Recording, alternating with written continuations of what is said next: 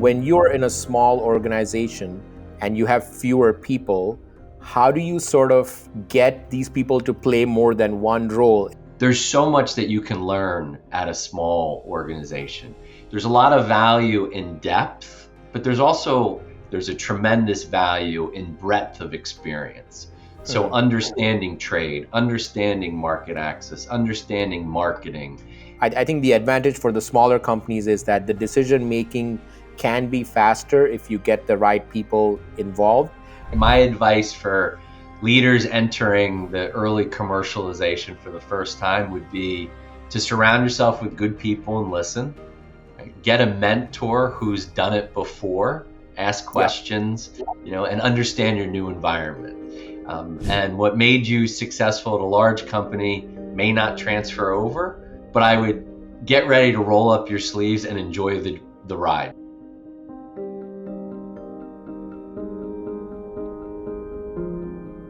Let's dive into this conversation and welcome John. Welcome to the show. Thank you, Harsh. Happy to be here. Looking forward to it. Yeah, for our audience that have not heard of Melinta Therapeutics, I've been researching a bit this week to prep for this episode. But what's your elevator pitch or a 30,000 foot overview of the portfolio or the focus of the company? Yeah, Melinta is a small company which is focused in the hospital and acute care ecosystem. We have a portfolio of anti-infectives ranging from antibacterial products, antibiotics, to an antifungal.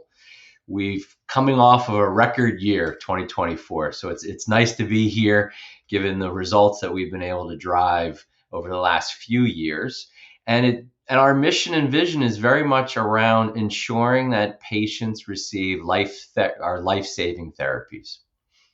You mentioned about having a record year, right? And I to be honest with you, the last 10 calls I've had with companies and agencies and everybody in the life sciences ecosystem, I think you are the one of the few people that have said that the last year was a record year.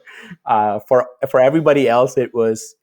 For some, it was a struggle. For others, nothing really changed. So it's great to hear that Melinta is having this much success.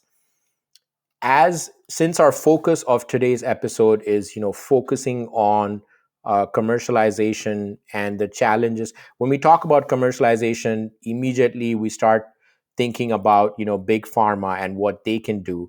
We don't really focus or talk about the challenges in startups, or even if you read a blog article or some deep analysis done by an editor, they're mostly focusing on the top 20 or the top 50 companies. At least that's what I've seen. So from your experience, since you are in this smaller startup type company, what are some of the challenges that you want to shed light on that maybe don't get talked about much? Yeah, absolutely. So having worked at very large companies and now at very small companies, it really comes down to resource constraints and prioritization. And I think for the viewers, I often bucket it into two types of small companies. One is a small company that is a clinical stage company and making that transition to become a commercial company. Or like Melinta, we have an established infrastructure, we have a commercial team, and we're looking to continue to grow and be successful as a small commercial organization. And so the challenges in both of those settings, Harsh, are a little bit different. Right? When you're pivoting from a clinical stage organization to a commercial stage organization, the unique challenges that come along with that is, one, how long is your cash going to last? Right? How long is that runway? And that's a function of what do you think the market opportunity is for the product or products that you're going to launch? What do you think the expense profile and the spend is going to be to support that?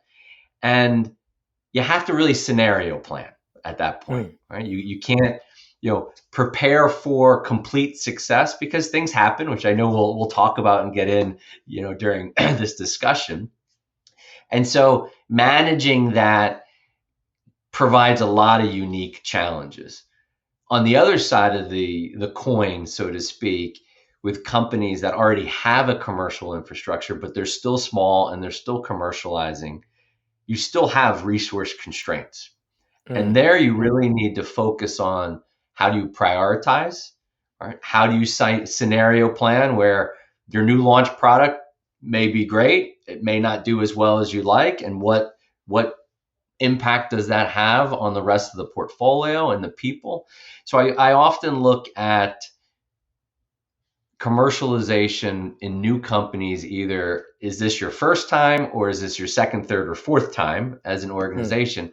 But at the end of the day, the common challenge in both scenarios is your resource constraint, right? You have to learn and unfortunately enjoy building the plane and flying it at the same time.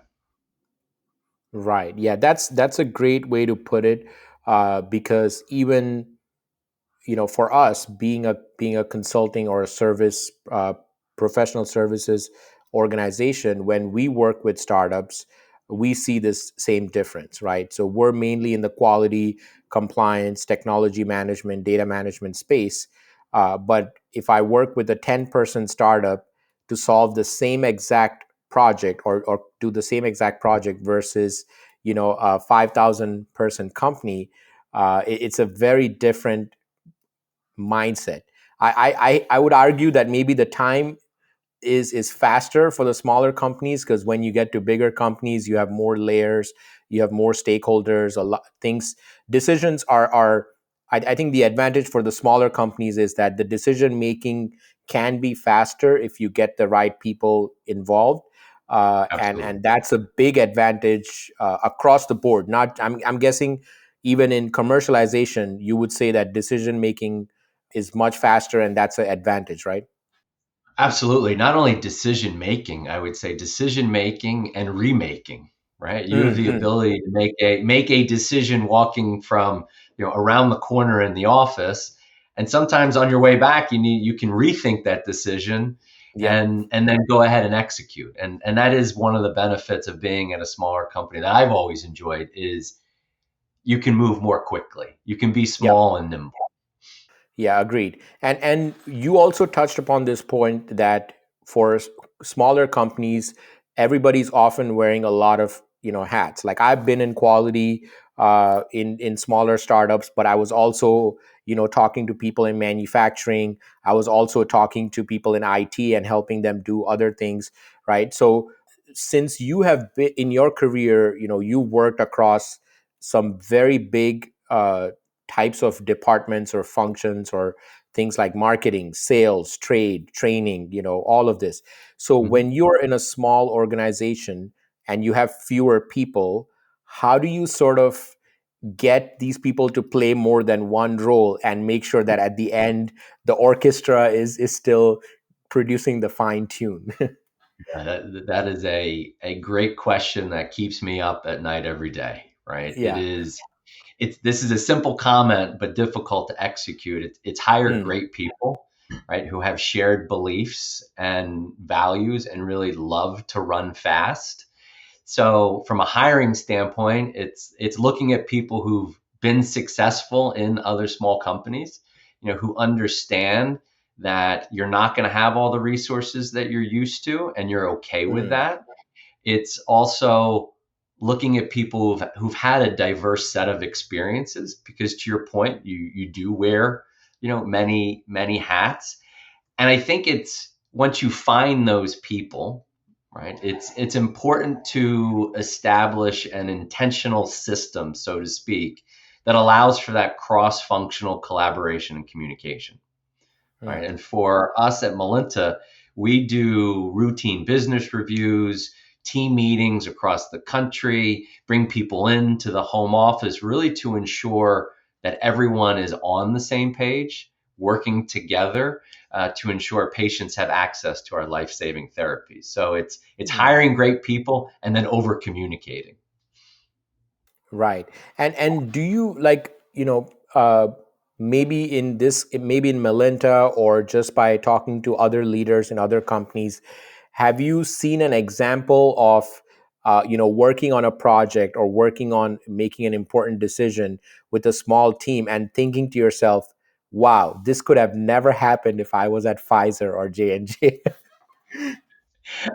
You know, absolutely all the time. I mean, we've been able, whether it's at Melinta or some previous experiences, to have a strategic big idea Mm-mm. and get it from ideation to execution in months. Yeah. Where, in my experience at other organizations, and probably those that you've consulted with, that can take quarters, if not a year at time. And that's one of the benefits that I really, love being at a company like Melinta, and Melinta specifically, is we can go from whiteboard to executing in front of the customer very, very quickly. Yeah. Yeah. I can imagine that, with all the success you mentioned at the top of the episode that the company's had in the last year, you're constantly, you mentioned you're looking for talent, you're looking for people who are comfortable working in this environment. Not a lot of people are, right? Once I've observed, even in consulting, when I'm looking to hire people, if somebody has worked in a big organization, they I don't want to say they're not willing to change, but change is uncomfortable for them. It disrupts their routine, it disrupts their pattern, and they have to almost rewire how they work, so to speak. So my question to you is, when you're hiring a candidate for, executive or leadership type position, and you're one of the interviewers on that panel, if that person's not convinced that, this is a right fit, what sort of you know pointers do you give them to explain to them, like, maybe this is a good opportunity to step out from big pharma and try to come into a smaller organization, and maybe shed light on what things they would learn if they spent 1 year in this type of role versus 5 years in a big company? Yeah. So fortunately for me, by the time a lot of candidates make their way to me, right, they've been well Yeah. vetted by the team, right? Okay. And so a lot of the discussion, one is the candidate a good cultural fit, right? Mm, And that's then big. two, Harsh, to your point, it's having a very transparent discussion on what have they done in the past and what life at Melinta could be like for them, Mhm. and having that honest conversation. Look, I don't want to convince anyone to come on board that has some hesitancy, Mm. because if there's some hesitancy, in my experience, you just don't see success, right? You can't Yep. want something for someone more than they want it for themselves. And so it's having a very transparent discussion. But then back to your other point of your question, there's so much that you can learn at a small organization. You can go, there's a lot of value in depth, but there's also, in my experience, to rise to a commercial leader, there's a tremendous value in breadth of experience. So Mm. understanding trade, understanding market access, understanding marketing, understanding sales and sales leadership, working closely with finance and legal and HR. And at larger companies, you often don't have the opportunity to be exposed to all of that, Yep. right? And here at Melinta, I know everyone's name, right, across the entire organization. Our CEO Hmm. knows everyone's name, right? There's a lot of great opportunity to have exposure to all levels, and that provides learning opportunities for people. Yeah, absolutely. I think that's a very important point that you made, which is, about the smaller the group of people working together. It's also, yeah, you mentioned the point that if you're in a bigger company, you don't get to work. Your responsibilities are much tighter and more defined. Maybe there's geographical limitations. You might have an office in Europe, in Asia, and those people are sleeping when you're working, and you're vice versa, right? So you never get to talk to them. But that's not the case with a smaller company when there's 50 or 100 people in the same building. Yep, correct. Yeah. Can you share one of the case studies when you look at commercialization and all the critical pieces that need to happen? Can you share a case study or an example where you have seen a smaller team that accomplished the same goals as it would have taken, let's say, 10 people accomplishing something that might have taken 100 people in a big pharma? And what was exactly that those people did? Did they try to approach the problem in a creative way? Did they do something different? Can you maybe share an example that other startups maybe can learn from? Yeah, I have a couple of them, but the one that jumps to mind, Harsh, is towards the end of last year, we decided to pivot or switch our Hmm. distribution approach for two of our products from full line wholesale distribution to specialty distribution.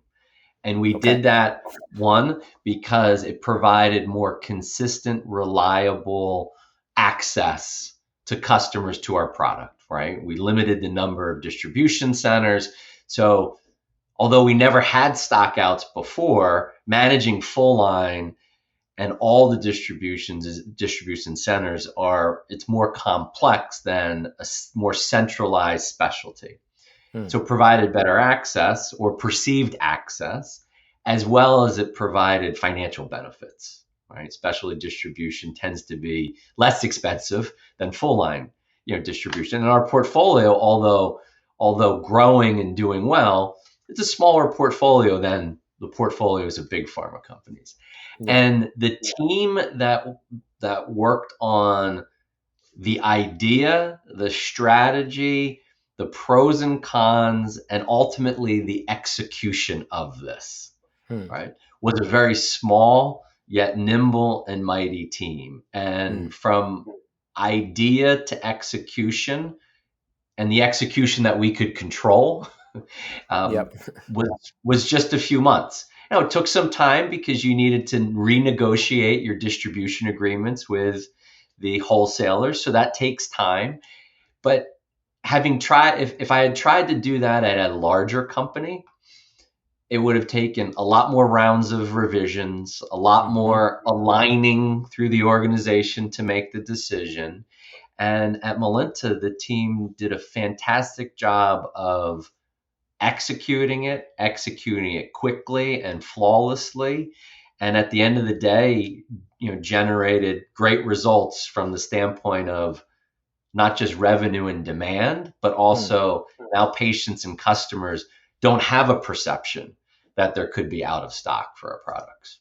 Yeah, yeah. No, that's a really great example that you mentioned about looking at your distribution workflow and trying to optimize that.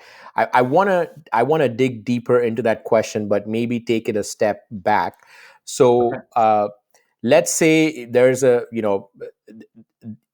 executive leadership team at a very small company, and they're extremely you know strapped for resources. Maybe they're expecting certain amount of funding that they didn't get. Whatever happened, right? When let's say they're tight on resources, and they want to save resources, and laying people off is not a question because we don't like layoffs. Personally, I Yeah. don't like looking at that on LinkedIn and seeing my colleagues and friends I worked with. So let's say layoff is off the table.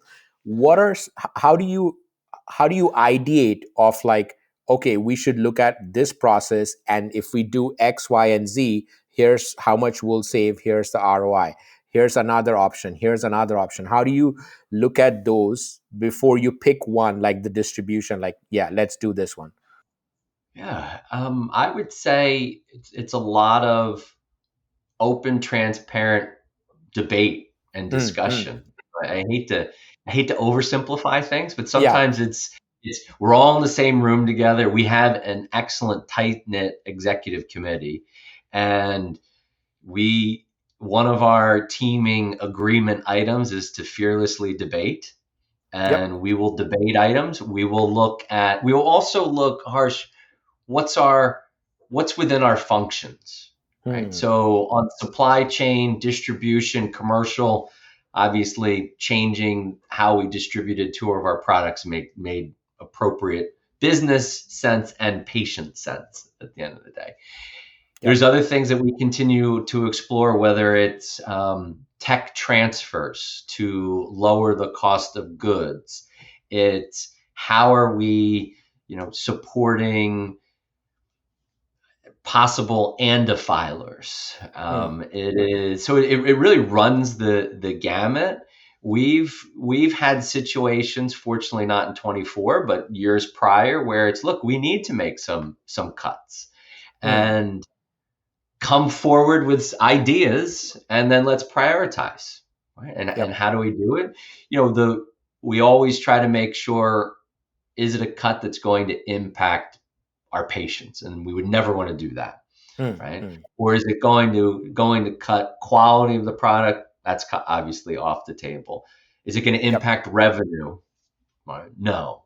But Mm, but I'll even give another example with how we've been commercializing some of our products, and we've deployed inside sales specialists as well as we have an outside team, right?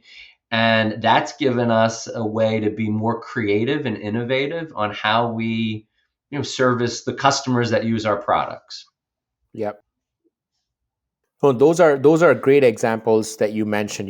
Some of those things are non-negotiables, like impact to patient safety or patients or access of the medicines to the patients or quality.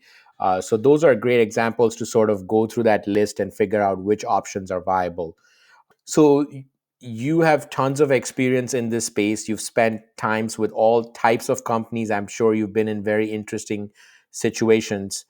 How do you still keep yourself up to date on everything that's happening in this space? Like, do you follow podcasts? Do you go to conferences? Do you read some books to understand how big, small, mid-sized companies are all trying to basically solve this commercialization puzzle?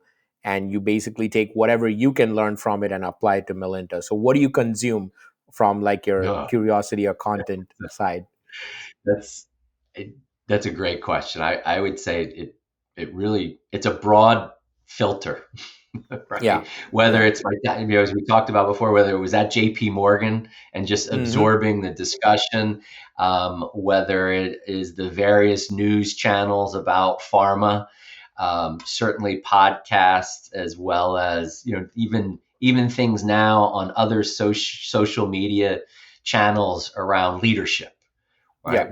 What I've found is that I'm running out of time in the day to read a book, quite frankly. Yep. Right? Now I do have time in the car though, when I am going to the office or traveling, so to listen to things, but also micro learning, right? Mm. Even, a 5-minute clip here, a 10-minute clip here on, how to continue to reinforce, leadership and positive culture as an example. Yes. So Yep. so those are things that I really, look at. In a prior lifetime, I was an equity research analyst on Wall Street at Merrill Lynch, covering large cap pharma. So I Mm. think I still have a little bit of, wiring in my system where I like to still read press releases and Yeah. 10Ks and 8Ks to, to scan whether the companies are doing. Yep. But it's an endless struggle, to be honest with you. Yeah. I Yeah. would love to hear your thoughts on how you do it. No, I have to say that I'm jealous that you have that background because I don't. So, when I get to that level of detail, processing information, sometimes, just because of time, I can't spend 3 hours and go down the rabbit hole of discussing.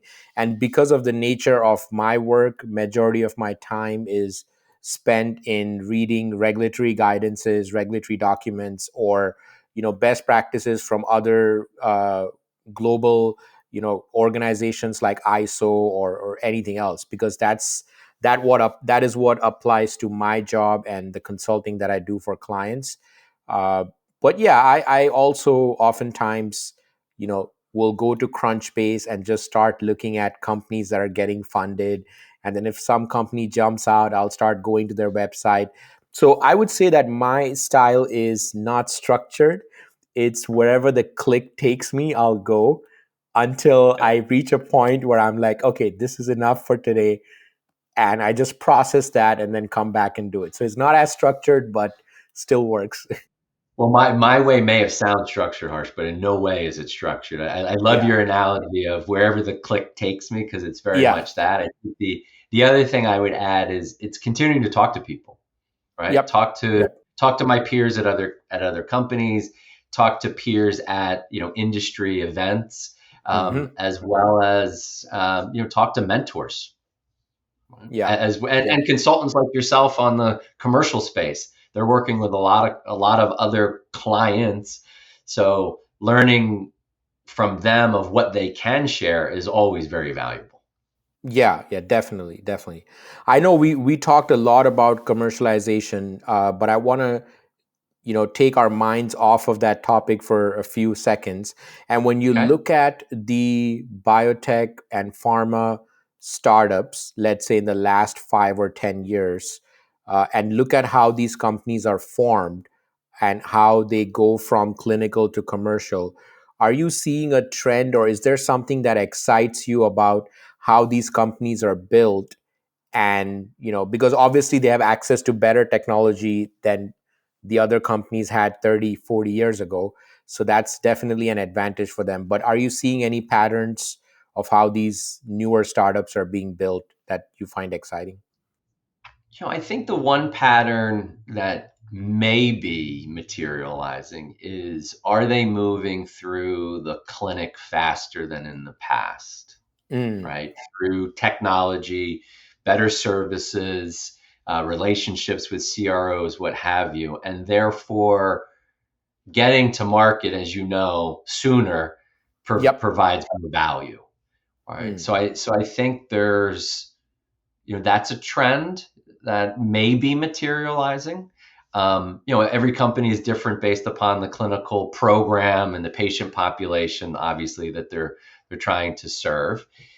I continue to see, maybe on the other side of a trend, scientific founders who are very smart and savvy, still trying to give it a go on their own, mm, from a commercial standpoint. At Melinta, we're looking to grow and build through, BD, acquisition. And we believe that consolidation, certainly in the hospital space, makes sense. There's a lot of, wasted capital yeah. if you have a lot of single product commercial companies. So Mm, we're hoping, for Melinta's sake, that we can continue to take advantage of that in 2025 and beyond.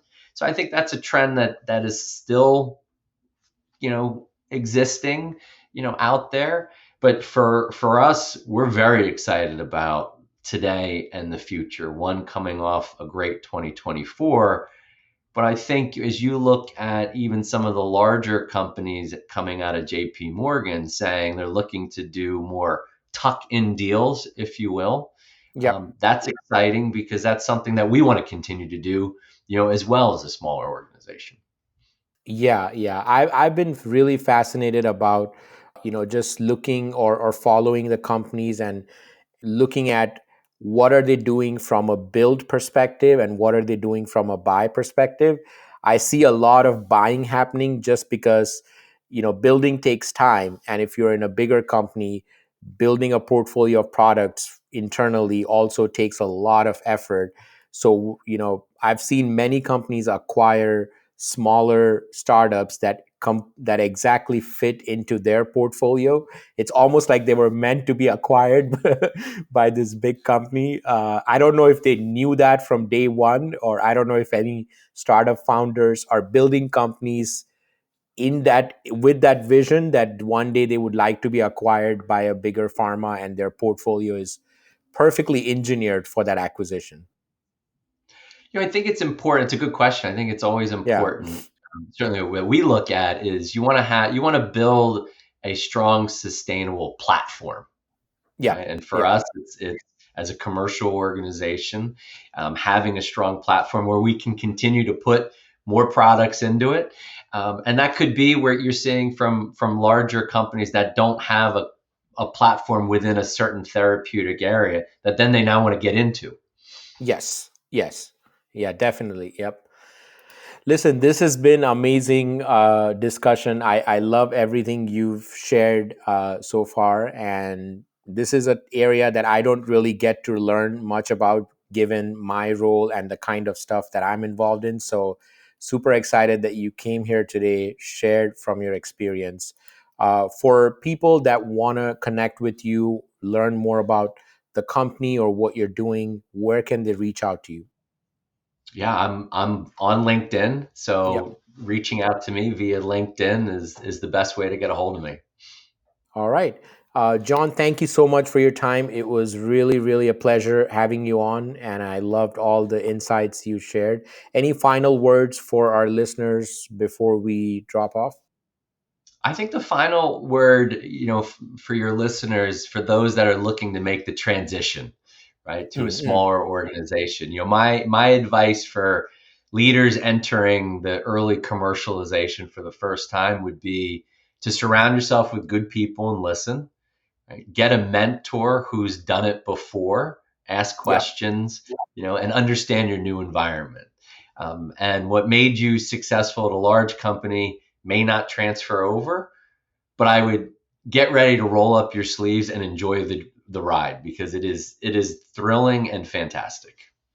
Yeah, I have to agree to that, especially because I have worked in both types of companies, and I can tell you, there's pros and cons to both, but there's Mhm. no denying that the amount of learning I got working at a startup, I never got that at a big company. That doesn't mean those companies are bad. It's just that I was put into situations that I could not have imagined being in, and I just had to make the best decision in that point of Yeah, time. So, I all right. agree. It was a pleasure, Harsh. It was nice meeting Thank you you, and spending John. time. Thank you, John.